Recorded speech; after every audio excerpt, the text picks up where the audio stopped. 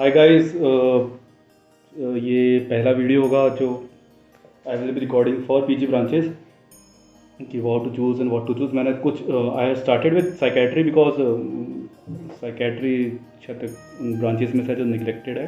I will try कि यार nuclear medicine, radiotherapy, PMR kind of branches, उनके ऊपर भी लोगों के इंट्रैक्शन करूँ so that people can know about it.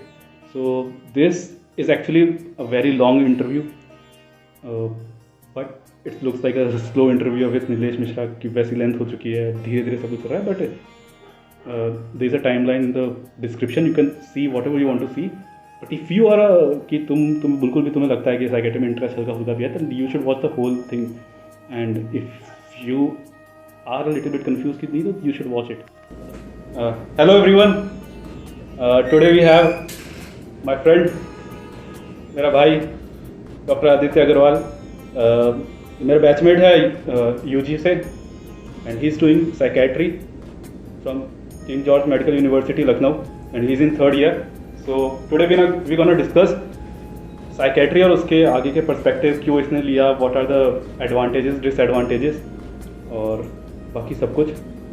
हाय आदित्य, कैसा है? हेलो आयुष, बस यार बढ़िया बढ़िया बढ़िया. सो आदित्य, थोड़ा इंट्रोड्यूस कर लो खुद को यार. मेरे को तो पता ही सब कुछ पब्लिक के लिए. तो मैं बेसिकली बिलोंग करता हूँ पालनपुर गुजरात से. मेरे पेरेंट्स दोनों डॉक्टर्स हैं, father physician and mother gynaecologist है. और मैंने यूजी आयुष के साथ 2014 बैच में एम्स जोधपुर से करा था, एंड अभी 2020 में KGMU लखनऊ में साइकेट्री लिया है. अभी फाइनल ईयर में हूँ. That is all that is needed. ठीक है, बहुत छोटा introduction. So coming to the question, why did you choose psychiatry? What was the whole process? फिर कब लगा कि मेरे को साइकेट्री चूज़ करनी चाहिए, कि क्या चूज़ करना चाहता था, क्यों, क्या, we want to listen everything. तो पहली चीज़ तो कोई भी पीजी ब्रांच चूज़ करना डेफिनेटली किसी के लिए भी इजी प्रोसेस नहीं होता है. बट हाँ, MBBS में सिलेक्शन होने के टाइम से ही साइकेट्री में थोड़ा इंटरेस्ट था, मोर बिकॉज ऑफ क्यूरियोसिटी कि ये है क्या चीज़. और क्यूरियोसिटी सब्जेक्ट की नहीं, बट लोगों की, कि what people are like, how do they behave, क्यों कोई ऐसा करता है और क्यों कोई ऐसा नहीं करता है. तो वो लगा कि शायद उन क्यूरियस क्वेश्चंस का आंसर इस सब्जेक्ट में मिल सकता है, क्योंकि MBBS तो ऑप्ट कर ही ली थी और उसके बाद ज़्यादा कुछ पता था नहीं. थोड़ा बहुत एक्सपोजर था फिजिशियन और गायनिक मेडिसिन और गायनी ब्रांचेस का जो देखा था, बट बहुत ज़्यादा कुछ इंटरेस्ट आया था नहीं तब तक उसमें. Then through the course of MBBS psychiatry से तो बहुत ज़्यादा एक्सपोजर हुआ नहीं, एज सभी का होता है UG. बट ग्रेजुअली फिर भी माइंड में था कि हाँ साइकेट्री लेनी है. इंटर्नशिप में थोड़ा बहुत एक्सपोजर हुआ, इंटरेस्टिंग लगी. देन तब तक भी कुछ फिक्स नहीं था, may be medicine, may be pulmonary, respiratory और साइकेट्री. सर्जरी में नहीं जाना था, death was for sure. Radio derma जैसी अपनी वो मेहनत करने की इच्छा नहीं थी. और तो देन यही 2-3 ऑप्शंस बच रहे थे. जब रैंक आई तो फिर लगा ठीक है, इसमें से दोनों तीनों ली जा सकती हैं. But then through multiple thought process वगैरह लगा, काफ़ी टाइम लगा उसको सोचने में, महीना 2 महीना, सबसे ओपिनियन रिव्यूज़ वगैरह. तो देन फाइनली साइकेट्री चूज़ करी. बट उसके पीछे का एक मेन रीज़न तो यही था कि I felt it was an underserved part of the whole medicine. कि एक बार को general medicine, pulmonary, dermatology, radiology, कोई भी चीज़ लोग ले लेते हैं, बट साइकेट्री फेल्ट लाइक कि हाँ ये it is a vast problem. First of all seeing many of the patients or people suffering from some or the other psychiatric issue, जो अब मुझे retrospectively पता चलता है कि क्या थे लोगों के diagnosis.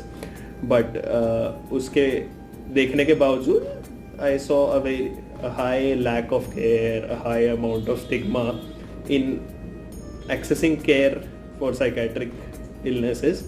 That too in a well-off society, well-off community of per se MBBS students and doctors.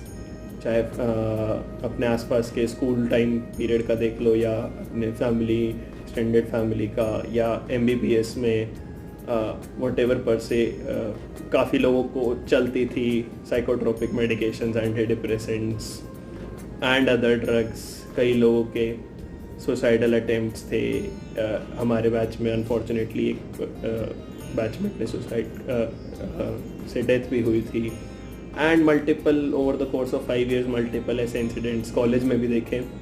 But despite that MBBS doctors, MBBS students होने के बावजूद high amount of reluctancy in even going 100 meters from your hostel to the psychiatry OPD, और उसके बाद taking medication, then disclosing, then talking about it, बहुत सारी stigma. मतलब that was in an MBBS background के लोग।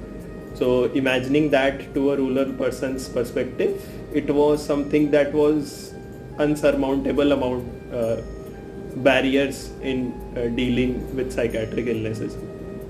तो वो एक मुझे लगा कि हाँ ये चीज़ अच्छी है, ये चीज़ underserved है, and that made me more motivated कि हाँ ये चीज़ ली जा सकती है।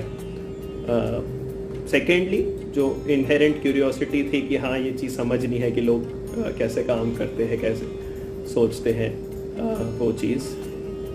और थर्डली प्रैक्टिकल चीज़ों पे आए तो वर्क लाइफ बैलेंस अच्छा था। मेडिसिन लेके 24 घंटे नहीं जागना था मुझे अपनी रेजिडेंसी में, जो होपफुली थैंकफुली मुझे नहीं करना पड़ रहा है साइकेट्री में, और आगे भी नहीं करना पड़ेगा, काम चल जाएगा अपना। तो वो ये सारे फैक्टर्स थे मेजर।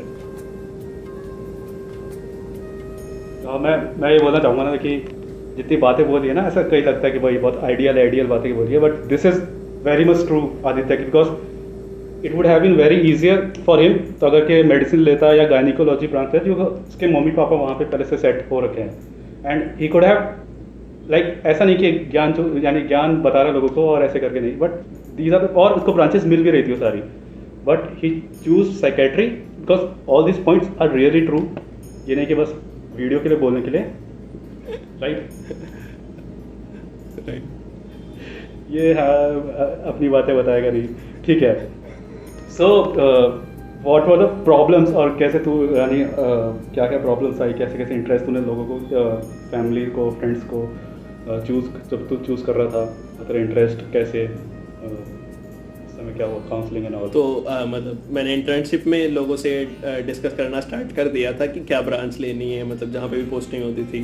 तो फर्स्ट एक साइकेट्री क्यों लेनी, क्या करेगा साइकेट्री लेके, मेडिसिन ले लेना, मेडिसिन में अच्छा कर लेगा, साइकेट्री लेके क्या करेगा, क्या है साइकेट्री में। अच्छा, फिर समवन, अरे यार मुझे भी साइकेट्री, मतलब there were 3 to 4 types of people, अरे यार मुझे भी साइकेट्री में बहुत इंटरेस्ट था पर फिर मैंने ली नहीं, मैंने कहा छोड़ो, सो रिलक्टेंसी में छोड़ दी, मेडिसिन ले ली, हाँ मेडिसिन में ठीक है बट मुझे भी साइकेट्री में इंटरेस्ट था।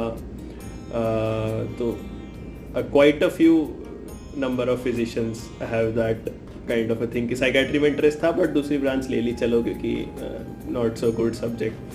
फिर कुछ लोग साइकेट्री क्या प्रैक्टिस, मेडिसिन ले लेना, मेडिसिन में ही लिख देना, मेडिसिन में आधे ज़्यादा लोग साइकेट्रिक पेशेंट ही तो आते, लिख देना उनको, क्या लिखना है, 2-3 दवाइयाँ लिखनी होती लिख देना, वो साथ साथ कर लेना, मेडिसिन भी कर लेना वो भी कर लेना, ठीक है।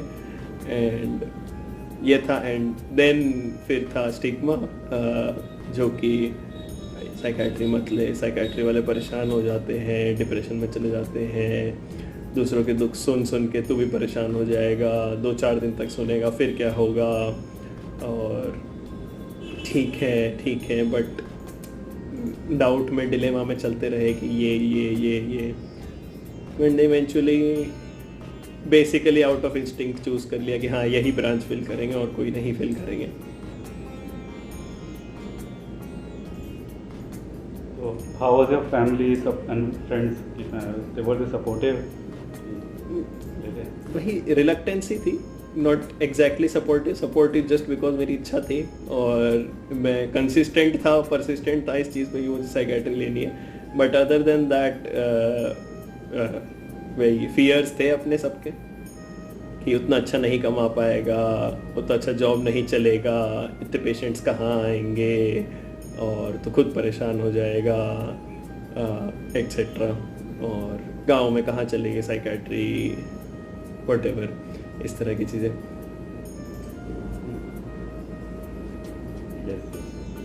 So, एक basically this is the first video मैं जो कोई आफ्टर पोस्ट ग्रेजुएशन यानी how to choose a branch वाले पे बना रहा हूँ। तो साइकेट्री इज़ लाइक बहुत कम लोग जानते हैं, बाकी मेडिसिन, सर्जरी, रेडियो, इनके बारे में बहुत सारे वीडियोस भी है, लोगों पे बहुत जानकारी भी है। बट साइकेट्री का है कि इसके बारे में लोगों को कम पता है। तो how did you choose a college, KGMU कैसे चूज़ किया तुमको, और कैसे क्या तेरा उस समय क्या क्या कैसे लोगों को चूज़ करना चाहिए कॉलेज या किस तरह? पर से इन जनरल कोई भी कॉलेज चूज़ करना है तो पहली चीज़ तो अपना ब्रांच प्रेफरेंस देना ज़रूरी है कि ब्रांच एक बार डिसाइडेड है देन उस ब्रांच के हिसाब से कॉलेजेस डिसाइड करने। मतलब colleges can have their own ranks in universities और whatever all India ranks, but एक अच्छे कॉलेज का कोई एक स्पेसिफिक डिपार्टमेंट बहुत गंदा हो सकता है और एक गंदे कॉलेज का कोई एक स्पेसिफिक डिपार्टमेंट बहुत ज़्यादा अच्छा हो सकता है। तो ये चीज़ ज़रूरी है कि तुम्हारे को जो ब्रांच चाहिए, डिपार्टमेंट चाहिए, उसकी क्या स्टेटस है ये जानना बहुत ज़रूरी। तो throughout make a list of colleges whatever you are getting and get a review of their departments from first of all their residents actually working there और pass outs from there, recent pass outs और established psychiatrists और faculty in some colleges और otherwise। तो मैंने भी अपने उनका interaction कहीं ना कहीं होता रहता है, वहाँ की बाकी फैकल्टी से सुनते रहते हैं। तो मैंने भी अपनी वहाँ की एम्स जोधपुर की फैकल्टी से एंड हमारे यहाँ के साइकेट्रिस्ट से एंड अदर प्लेसेस के साइकेट्रिस्ट से रिव्यू लिए थे। तो उन सब के through and then college choose करने में जो और दिक्कतें रिसेंट हैं, बॉन्ड, सैलरी, घर से दूरी, ये सारी चीज़ें तुम्हें पर्सनल कंसिडरेशन में लेनी पड़ेगी। एंड देन फिर जब डिपार्टमेंट को इवैल्यूएट करना है तो तुम्हें obviously clinical workload plus duty related stress, environment वहाँ का कितना एक्सपोजर है, और जैसे साइकेट्री जैसी ब्रांचेस हैं, कोई भी इन जनरल ब्रांचेस हैं, क्योंकि ज़्यादातर ब्रांचेस में सुपर स्पेशलाइजेशन है, तो सुपर स्पेशलाइजेशन के पेशेंट्स का कितना एक्सपोजर है। फॉर एग्जांपल अगर मेडिसिन में है तो क्या रिमेट, कार्डियो, न्यूरो के पेशेंट्स भी तुमको मिलते हैं, या और do they go just to the DM departments. तो इस तरीके से क्या साइकेट्री में अलाइड ब्रांच सब स्पेशलाइजेशंस काफ़ी सारी है। चाइल्ड साइकेट्री है, सब्सटेंस डी एडिक्शन साइकेट्री है, जीरियाट्रिक मेंटल हेल्थ है, कम्युनिटी साइकेट्री है, न्यूरो साइकेट्री क्लिनिक्स है, न्यूरो मॉड्यूलेशन सेटअप्स है। तो इन सब चीज़ों को ध्यान में रखते हुए चूज़ करना था। तो एंड देन काफ़ी सारी, तो इन सब चीज़ों को ध्यान में रखते हुए कि इतनी वैरायटी ऑफ पेशेंट्स देखने मिले with adequate good faculty, proper academics के साथ में देखते हुए मैंने उस चीज़ को प्रेफरेंस दी over other things like bond और घर से दूरी और एनवायरनमेंट और इंफ्रास्ट्रक्चर वाइज। तो उन सब को इतनी प्रेफरेंस नहीं दी। So out of all the colleges that I was getting, तो मेरे को KGMU ठीक लगा, and so was the opinion of other psychiatrists as well.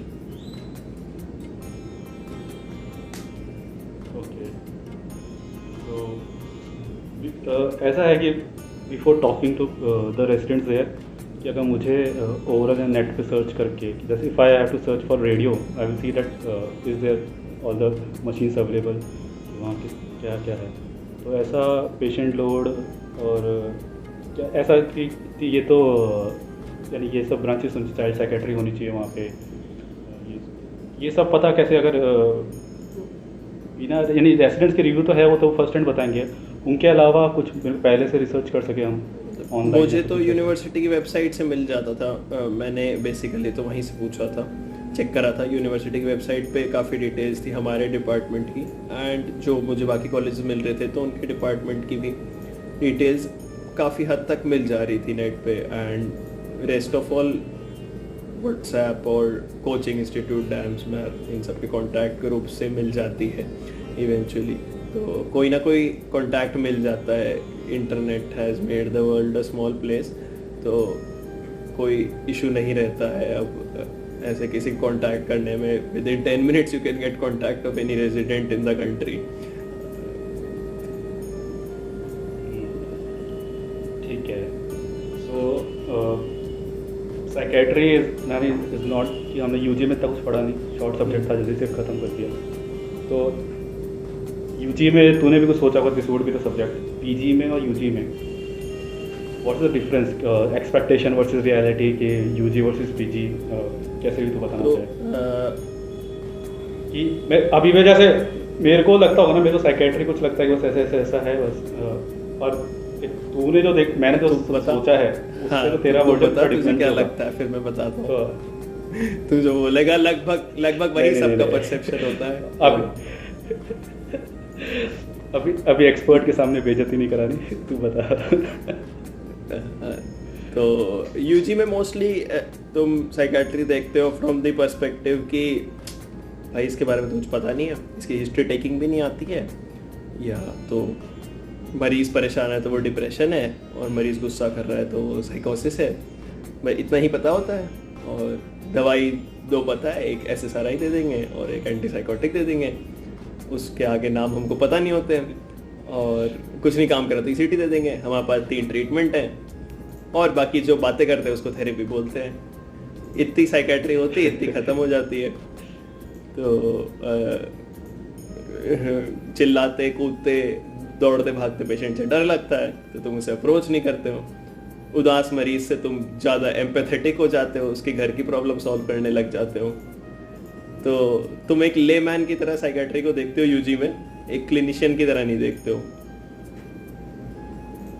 वहाँ पे दिक्कत जो आती है बाउंड्री सेटिंग की आती है, और यही एक मेजर रीज़न है कि लोगों को ये स्टिग्मा रहता है कि साइकेट्रिक मरीज को देख देख के तुम परेशान हो जाओगे, तुम्हें डिप्रेशन हो जाएगी, तुम्हें एंग्जाइटी हो जाएगी। एक तुम अपनी बाउंड्री और पेशेंट की बाउंड्री को इस्टेब्लिश नहीं कर पाते, जो बाकी जगह काफ़ी आसान होता है। ऑल्सो तुम अदर टाइप्स ऑफ पेशेंट्स नहीं देखते हो, तो वो बहुत ही वास्ट वैरायटी अवेलेबल होती है। डिप्रेशन, एंग्जाइटी, साइकोसिस, मेनिया के अलावा सेक्सुअल डिसऑर्डर्स है, स्लीप डिसऑर्डर्स है, ऑटिज़म है, इंटेलेक्चुअल डिसेबिलिटी है, entire spectrum of conversion disorder है, फंक्शनल डिसऑर्डर्स है, सोमैटिक कंप्लेंट्स वाली डिसऑर्डर्स हैं, तो पर्सनालिटीज़ है, पर्सनालिटी डिसऑर्डर्स हैं, सब्सटेंस यूज़ है, सब कुछ तरह के जितने तुमने रिक्रिएशनल करे हैं उससे भी ज़्यादा, और उनके भी मिक्स वर्जन्स, तो बहुत कुछ और भी है। पहली चीज़ तो वैरायटी बहुत ज़्यादा है, जितनी परसीव होती है पहले, या जितनी अपेरेंटली सोशल मीडिया पे चलती है मेंटल हेल्थ के नाम से, उससे काफ़ी ज़्यादा वैरायटी अवेलेबल है। सेकेंडली, जितना डर साइकेट्री से यूजी में लगता था, in spite of having my own interest in it, कि यार क्या होगा, कोई मरीज़ मार देगा, कोई चाकू लेके आ जाएगा, कुछ कर दिया किसी ने, तो ऐसा होता नहीं है। लेस देन 10% ऐसे पेशेंट्स होते हैं जिनको तुम्हें पकड़ के बांधना पड़ता है, या तुम्हें कुछ भी स्लाइट लेवल का फिजिकल करना पड़ता है, और लेस देन 5% या 2% केसेस मेरे एक्सपीरियंस में अभी तक 2 साल में, कि जो तुम्हें हिट करने की कैपेबल होते हैं या हिट करने की स्टेज पे पहुंच जाते हैं, विच इज़ वेरी रेयर। ऐसा नहीं होता है, and most of the patients can be managed just by simple talk. ऐसे एजिटेटेड पेशेंट्स की बात करें तो सेकेंडली ये डिफरेंस है। थर्डली ये है कि साइकेट्री के पेशेंट्स ठीक नहीं होते हैं, लाइफ लॉन्ग मेडिकेशन चलती रहती है उनकी। ये एक बहुत बड़ा वो है, अरे साइकोसिस कहाँ आता रहेगा, वो हमेशा खाता रहेगा, ठीक थोड़ी होगा, तो वो चीज़ नहीं है। ज़्यादातर पेशेंट्स एक्यूट कंडीशंस वाले रिकवर कर जाते हैं, 100% तक रिकवर कर जाते हैं, और मोस्ट ऑफ द पेशेंट्स को तो हम फॉलोअप में देखते ही नहीं है, शायद वो एक ही विजिट में ठीक भी हो जाते हैं या कुछ महीनों के अंदर। तो इतना ख़राब प्रोग्नोसिस होता नहीं है जितना हाँ कहा जाता है। ऑब्वियसली सीवियर केसेस में ज़्यादा होता है, and being in a tertiary care centre तुम्हें सीवियर या डिफ़िकल्ट टू ट्रीट वाले केसेस ही देखने मिलते हैं, तो हेंस परसेप्शन थोड़ा अलग होता है।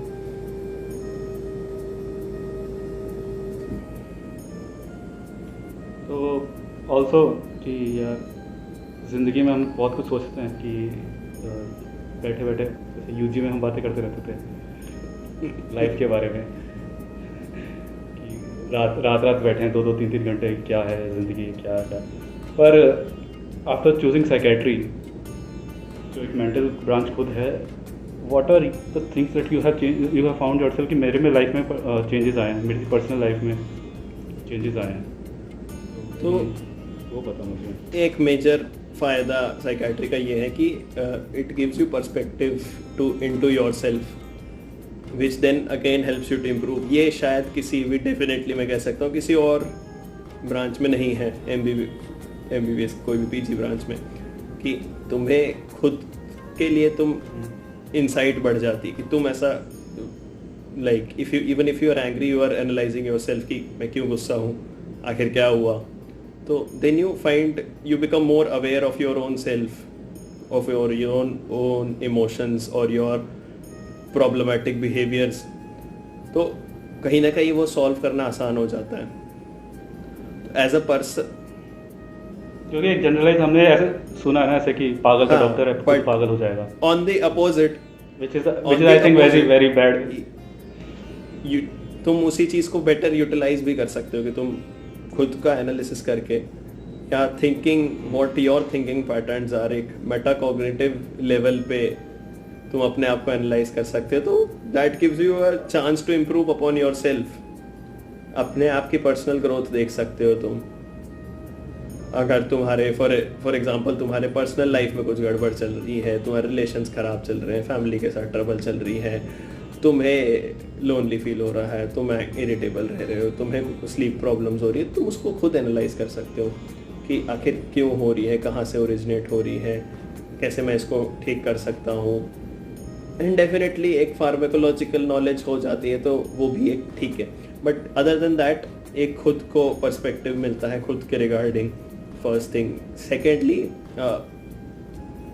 The wide variety of people you see, patients पर से यू सी, तुम्हें वर्ल्ड के बारे में पता चलता है कि जैसा तुम सोचते हो, तुमने 10-12 जो लोग देखे हैं दुनिया में जिनका ये पैटर्न होता है जीने का, वैसा होता नहीं है।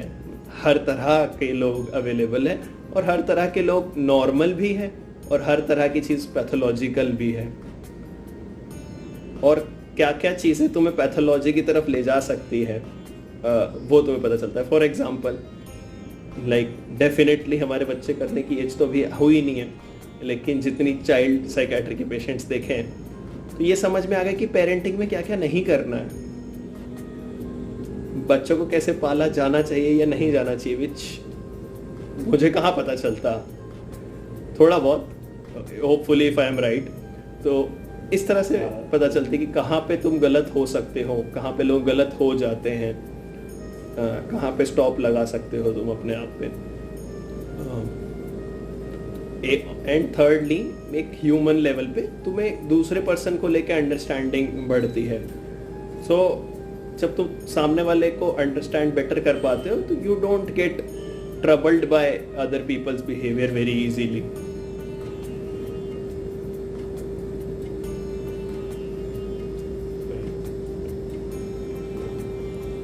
मेरे को पता है बहुत नॉस्टैल्जिया सा हो रहा है कि हम चाय पीने चलते हैं भाई स्टेशन पे और वहाँ पे बैठ गए चाय पीते पीते कितने घंटे निकल के बात करते करते।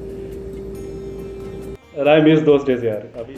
हाँ, सो नेक्स्ट क्वेश्चन है कि यार बंदे के ऊपर कैसे डिपेंड करता है कि अगर बंदे खुद ऐसे सोचता है कि मैं इंट्रोवर्ट हूँ, मेरे से ज़्यादा बातें नहीं होती, मैं क्या साइकेट्री ले लूँगा तो कुछ बात ही नहीं कर पाऊँगा, लोगों को ठीक नहीं कर पाऊँगा, या फिर मैं खुद पहले मेरी पास्ट हिस्ट्री रही है कुछ ऐसा कि I was depressed, I have taken some medicine, तो क्या मैं लोगों को देख के और ज़्यादा डिप्रेस हो जाऊँगा।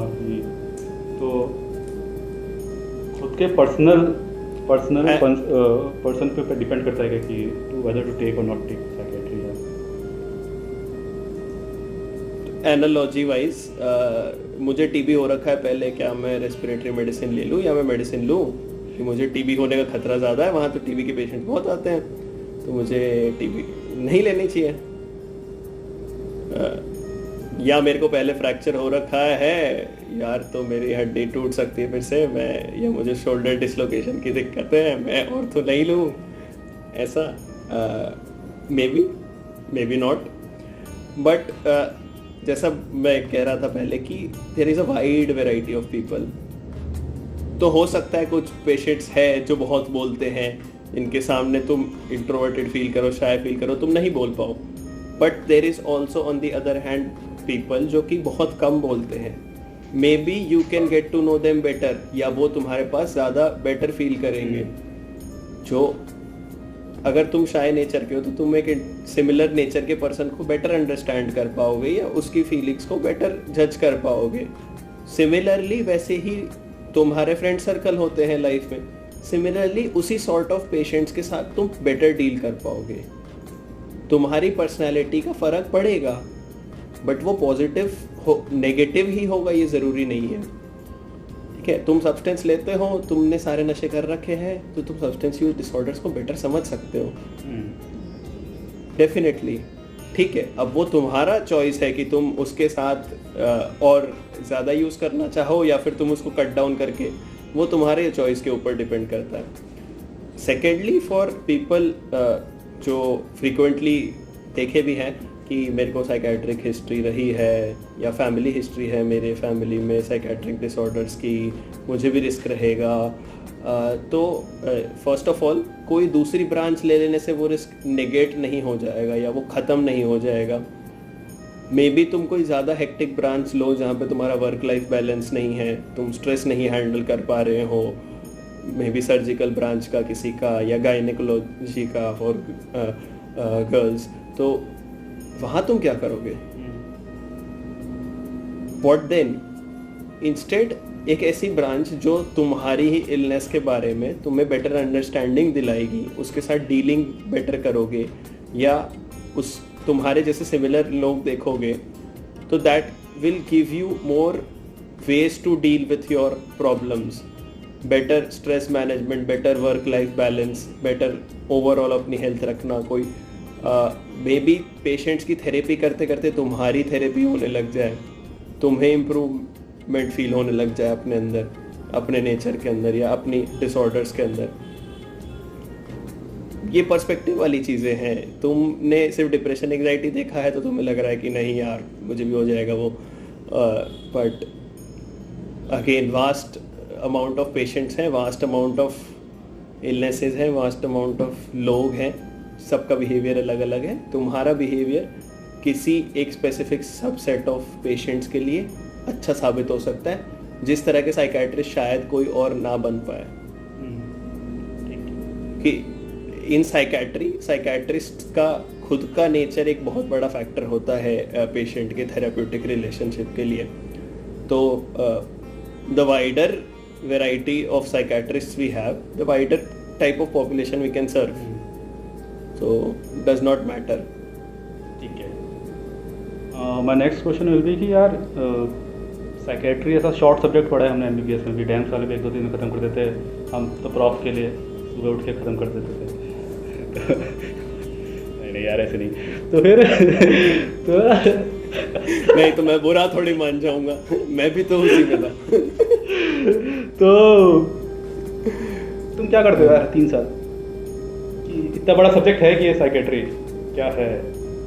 तो अब इसकी रियलिटी तो ऐसे चालू होती है कि भैया फर्स्ट ईयर में आए, पहले 2-3 महीने कुछ समझ नहीं आया, ये क्या चल रहा है, सबसे वही सिमिलर सेट ऑफ क्वेश्चन पूछने, यार साला ये तो ये कह रहा था मन उदास रहता है पर इसको वेनिया बना दिया, और पहले तो समझ ही नहीं आया। 6 महीने तक ये समझ में आया यार डिप्रेशन है, तो ऐसे एक तरफ हमको देना है न्यूरोटिक है ऐसे सारा ही दे दो, और क्लोनाज़ेपाम एसिटाज़ोप्राम क्लोनाज़ेपाम दे दो एक साइड, दूसरी साइड में है साइकोसिस मेनिया है, ओलेंजापिन लोराज़ेपाम दे दो, ख़त्म हो जाएगा। बस यही दवाई लिखनी है हमको 3-4, और उसके अलावा जो भी आता है वो सब थेरेपी वेरेपी से ठीक होंगे, हमसे ठीक नहीं होंगे। 6 महीने में ये समझ में आया। फिर इवेंचुअली साल भर बाद समझ में आया कि नहीं भैया ऐसा नहीं होता है। तो 6 महीने तक तो ये लगा था हाँ साइकेट्री आ गई है, पर फिर पता चला कि नहीं, तो बहुत कुछ और भी है, कि सिर्फ दवाइयों से ठीक नहीं होते। पहली बात तो पेशेंट्स, मेजॉरिटी ऑफ पेशेंट्स सिर्फ दवाइयों से ठीक नहीं होते हैं। Rapport building, non pharmacological management, lifestyle changes, therapies अलग अलग तरह की, चाहे वो पर से फ्रॉइड से लेकर के डीबीटी हो, कोई भी तरह की थेरेपीज़, या इन जनरल हमारे cultural aspects, yoga, meditation, mindfulness, Japanese culture के, इन सारी चीज़ों का भी रोल है और काफ़ी ज़्यादा है। कुछ केसेस में पेशेंट टू पेशेंट वाइज शायद मेडिकेशन से भी ज़्यादा रोल इन चीज़ों का है। किसको कौन सी देनी है, किसको कौन सी चलेगी, किस पे कौन सी ज़्यादा इफ़ेक्ट करेगी, ये चूज़ करना एक आर्ट है जो सीखना होता है। Secondly, third form of treatment तो मैं इस दौरान भूल ही गया, न्यूरोमॉड्यूलेशन टेक्निक्स, जो ECT स्टैंडर्ड होती थी, but then there is magnetic stimulation, direct current stimulation and a lot of others into research. ये है, ये तो ट्रीटमेंट पर्सपेक्टिव से। एक वाइड वेराइटी ऑफ पेशेंट्स हैं फ्रॉम बर्थ से लेके, जो हम, अब मैं प्रैक्टिकल सिनेरियो बता रहा हूँ, जो हम 2 साल के या डिलेड माइलस्टोन्स वाले, प्रोबेबल मेंटल रिटार्डेशन वाले, या ऑटिस्टिक चिल्ड्रन की अर्ली स्क्रीनिंग, ADHD चिल्ड्रन, या फिर अपोजिशनल हो गए हैं, ट्रूएंसी करने लगे हैं, स्कूल से भागने लगे हैं, पैसे चुराने लगे हैं, कंडक्ट डिसऑर्डर्स में बच्चे जाने लगे हैं। देन वी हैव जो जनरल साइकेट्री के पेशेंट्स हैं, डिप्रेशन, एंग्जाइटी, बाइपोलर, साइकोसिस, स्किज़ोफ्रेनिया, कैटाटोनिया, स्पेक्ट्रम के हैं। Then through the middle ages we have the entire spectrum of sexual disorders, जिसमें मेल है, फीमेल है, कपल कंबाइंड सेक्सुअल डिसऑर्डर्स है, उसका एक अलग क्लिनिक OPD रन होती है मोस्ट ऑफ साइकेट्रिक सेटअप्स में।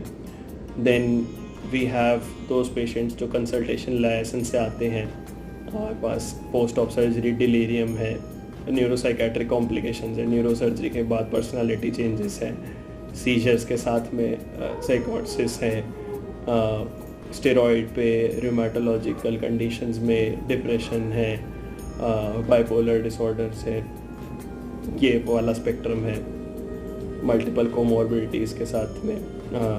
देन हमारे पास सब्सटेंस यूज डिसऑर्डर्स हैं, alcohol, cannabis, opioid, injectable, mixed substance, multiple substances, inhalant वाले, कमलेश से लेकर के संजू बाबा वाले LSD तक, everything is there. And there are general problems, the subtle milder forms of psychiatric illnesses जो आते हैं लोगों में, डिसाइड नहीं कर पा रहे 2 साल से क्या ब्रांच लेनी है, किस स्ट्रीम में जाना है, इस तरह के लोग भी आते हैं, विच आर नॉट पर से साइकेट्रिक दिक्कत, बट इन जैसे लाइफ चॉइसेस नहीं कर पा रहे हैं, इनडिसिसिव है, समझ नहीं आ रहा उनके साथ क्या हो रहा है, लाइफ में मीनिंग नहीं मिल रही है, फुलफिलिंग नहीं है, सेटिस्फैक्शन नहीं है लॉन्ग टाइम से, पता नहीं क्या है उनको। और देन देयर आर इनहेरेंटली अपने ट्रॉमा से डील करने के बाद प्रॉब्लम्स हैं उनको, पर्सनालिटी डिसऑर्डर्स हैं, बॉर्डरलाइन स्किज़ोइड पर्सनालिटीज़ हैं, obsessive and anankastic histrionic, entire range of personality disorders हैं। देन हमारे पास एक और स्पेक्ट्रम जो गवर्नमेंट सेटअप्स में मिलता है, फोरेंसिक साइकेट्री का, लीगल केसेस जिसके अंदर किसी मेंटली अनसाउंड माइंड के पर्सन को विल किसी और ने किसी और के नाम करवा दी, लीगल केसेस हो गया, किसी इंटेलेक्चुअली डिसेबल्ड फीमेल के साथ रेप केस हो गया और वो टेस्टिफाई नहीं कर सकती कोर्ट में, इस तरह के एंटायर स्पेक्ट्रम और डिसऑर्डर केसेस हैं। प्रिजनर है जो मेलिंगर करके अपने आप को साइकोसिस साबित कराना चाह रहा है। न्यूरोड एक और स्पेक्ट्रम में डिसोसिएट करके, सबसे ज़्यादा commonly which is basically the bread and butter of every psychiatrist, stress आ गया, डिसोसिएट कर गए, स्यूडो सीजर आ गए, हिस्टीरिया जिसे कहते हैं, आवाज़ चली गई, हाथ काम करना बंद कर गया, ये वाला स्पेक्ट्रम। क्रॉनिक पेशेंट्स हैं, मल्टीपल बॉडी एक्स है, फंक्शनल डिसऑर्डर्स हैं उनको, तो and a lot of these others. Rehabilitation part है, कम्युनिटी सेटअप है, रोड साइड होमलेस पीपल है, उनका ट्रीटमेंट है, एंड शायद मैं मिस भी कर रहा हूँ कुछ और, बट हाँ ये इतना सब बहुत कुछ और है। इतना बड़ा है तुम्हारा साइकेट्री है। ठीक है, बहुत यानी दीज वर द इतना सोचा नहीं था कभी, मैंने भी नहीं सोचा होगा कि यार ये यानी ऐसा थोड़ा आप सोच रहे हैं तो हाँ यार ये तो ऑब्वियस है, इसमें भी काम आता होगा, बट ऐसे पहले बैठ के सोचो इन जगह भी काम आ सकता है तो ऐसे नहीं लगता वो, but it's a big branch. और व्हाट डू यू सी कि यार फ्यूचर में क्या क्या स्कोप है, और जैसे डिजिटल वर्ल्ड आ रहा है आगे, वर्ल्ड आ चुका है और भी आ रहा है, what do you think the future of psychiatry is? तो फ्यूचर वाइज तो this branch is probably in its adolescence stage. Okay, तो इन्फेंसी हो गई इसकी, कुछ ड्रग्स आ गई हैं इसके पास, कुछ सोमैटिक थेरेपीज आ गई हैं, आर्मामेंटेरियम है इसके पास, और चेंजिंग वर्ल्ड और चेंजिंग एरा के साथ अभी अडेप्ट होनी है और बहुत सारी चीज़ें और आनी है। जैसे तो शुरुआत करें अब, फ्यूचर में हमारे पास ये है कि अगर किसी के घर में स्किज़ोफ्रेनिया की हिस्ट्री है तो हम उसके जेनेटिक एनालिसिस करके ये बता सकते हैं फ्यूचर में कि उसको कितना % रिस्क है साइकोसिस होने का, और उसे क्या क्या चीज़ें अवॉइड करनी है अपनी लाइफ में, कैसे उसको अपना स्ट्रेस हैंडल करना है कि उसे साइकोसिस ना हो, और अगर उसे होने लग जाए तो लोग बताए उससे पहले वो खुद आ जाए, अपने अर्ली सिम्टम्स को आइडेंटिफाई कर लें। फ्यूचर में है प्रिसीजन मेडिसिन कि instead of empirically starting any drug on any patient, उसके ब्रेन के रिसेप्टर्स का एनालिसिस कर लो, तुम्हारे एडवांस्ड रेडियोलॉजिकल टेक्निक्स, FMRI वगैरह, ट्रैक्टोग्राफी, और पता नहीं और भी कुछ होंगी, पेट स्कैन, उन सब से आइडेंटिफाई कर लो, एंड देन उसको क्या ड्रग बेटर सूट होगी वो चीज़ डिसाइड करने के लिए, not just radiological investigation but EEG का रोल उसके अंदर, and then combining it with machine learning algorithms की इस सबसेट ऑफ पेशेंट्स में ये बेटर काम करती है दवाइयाँ, ये है। एंड एक एडवांस हो रहा है psychiatric uses of addictive drugs, hallucinogens. For example recently ही पास्ट डेकेड के अंदर कीटामीन, जो एक ट्रेडिशनली एक ड्रग ऑफ अब्यूज़ है या एनेस्थेटिक एजेंट है, उसको माइक्रो डोजिंग में ट्रीटमेंट रेजिस्टेंट डिप्रेशन के लिए स्टार्ट करा यूज़ करना, उसे इफेक्टिवली यूज़ भी करा जा रहा है, one of a kind of its drug. And then further अब LSD, साइलोसाइबिन, इनको यूज़ करने के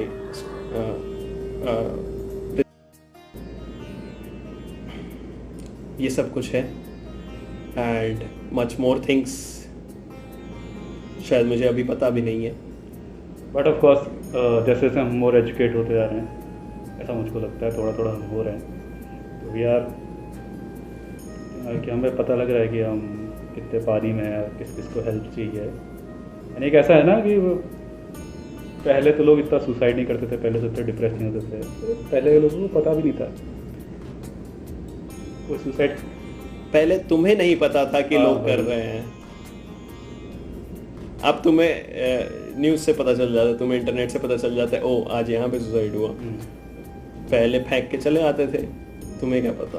एक्चुअली होता है ना कि मेरे फ्रेंड बात कर रहे थे कि यार इन मेडिकोस बहुत ज़्यादा सुसाइड हो रहे हैं, तो मुझे लगा कि यार ऐसा है ना यार कि मेडिकोस में तो हो रहे हैं, बट बिकॉज हम ज़्यादा मेडिकोस के साथ इन्वॉल्व हैं तो we are getting those news. बाकी प्रोफेशंस भी है, उनमें भी कम ज़्यादा वहाँ भी सुसाइड दिखते ही हैं, तो ये है नहीं कि एक किसी एक प्रोफेशन में ज़्यादा है, यानी थोड़ा ज़्यादा कम तो होगा, but it is a problem of whole community जिसे हमें डील करना है।